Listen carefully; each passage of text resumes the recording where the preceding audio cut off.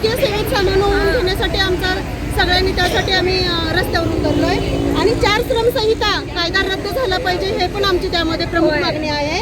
आणि पीएफ योजना आशा वर्कर्स यांना पीएफ योजना लागू झाली पाहिजे त्यासाठी पण आमचा मुख्य उद्देश आहे। आणि रिटायर झाल्यावर पेन्शन योजना पाहिजे। आम्हाला कालावधी आहे 60 वर्षापर्यंत, तो पण आम्हाला 65 वर्ष वाढवून मिळायला पाहिजे, यासाठी आमची प्रमुख मागणी आहे।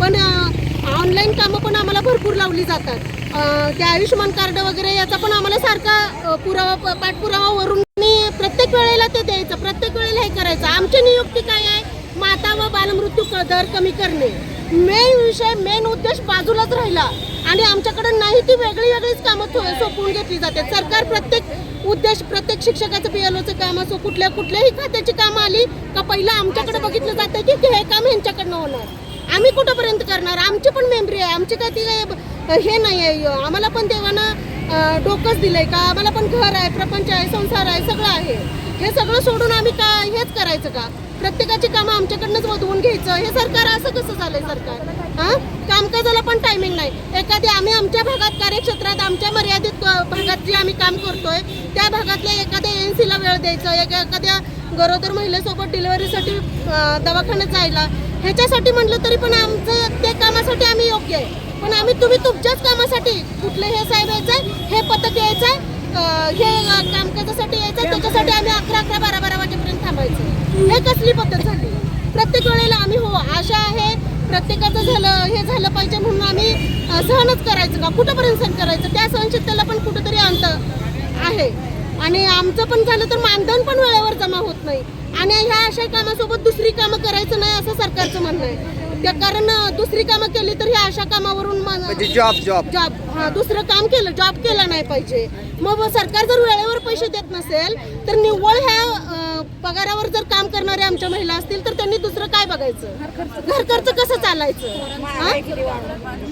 काय करणार? आमची मुलं आहेत, म्हणजे शिक्षण आहे, घर आहे, संसार आहे, त्याच्यासाठी आज बाजारात गेलं तर 500,000 दिलं तर बाजारची पिशवी भरत नाही सर, कसं जगणार आहे हे सगळं?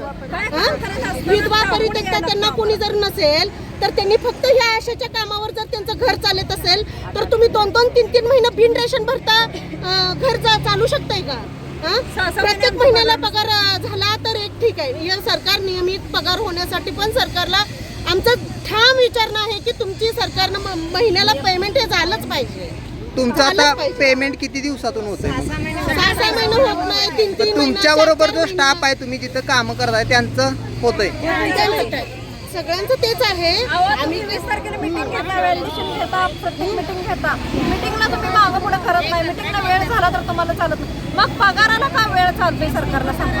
पगार वेळेवर करा आणि आम्हाला वेतन पाहिजे, आमच्या हक्काचं वेतन पाहिजे, बाकी आमच्या मागण्या सगळ्या मान्य झाल्या।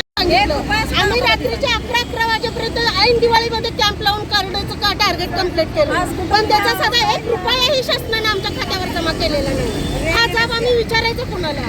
वरून तगादा लावतात, आम्हाला रोज त्यांच्याशी गाठीभेटी घ्यावं लागतात, गटप्रवर्तक ANM, MPW, MO ह्यांच्याशी कसा वाद घालायचा, कसं हे करायचं म्हणून आम्ही हे जुळवून घ्यायचं आणि हे सरकारनं आमच्या मात्र त्यांच्या माध्यमातून आमच्याकडनं जबरदस्ती लावून काम करून घ्यायचं। मग ह्यासाठी आम्हाला हे रस्त्यावर आज यावं लागतंय।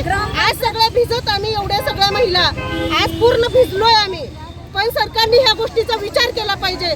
मेन म्हणजे कुठेही तरी तिथं काहीतरी वाचा फोडली पाहिजे, त्यांनी काहीतरी आमच्याकडे लक्ष दिलं पाहिजे, एवढीच आमची कळकळीची विनंती आहे।